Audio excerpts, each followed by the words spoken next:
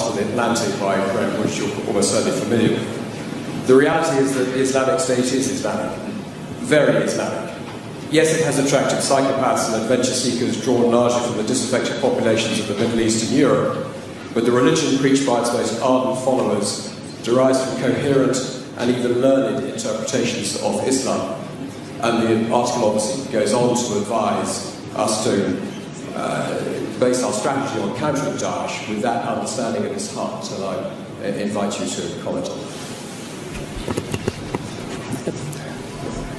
Every religion has perverts and psychopaths who try to hijack it. ISIS is as much Islamic as the KKK is Christian. Don't they have a cross? Don't they do everything in the name of religion and Christ? Don't they believe that Christ compels them to lynch and kill people of African descent? Can one really say that the KKK is a Christian organization? There are other groups that one can point to. There are other massacres that were committed in the name of keeping certain countries or regions clear of non-Christians. There are people like this also in the Jewish faith that have nothing to do with Judaism. There are people like this in the Hindu faith that have nothing to do with Hinduism. For anyone to argue that Daesh is Islamic is preposterous.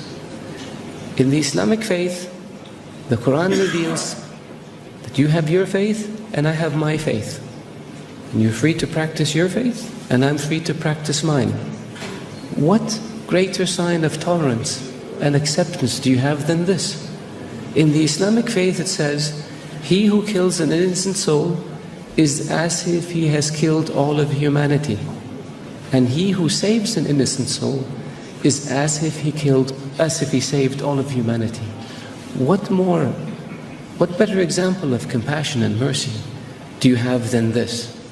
So if you look at what Daesh says and you say it's in the scriptures, doesn't the Old Testament say an eye for an eye and a tooth for a tooth?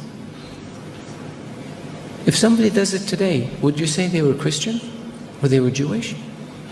So I caution people, because it seems to have become almost novel.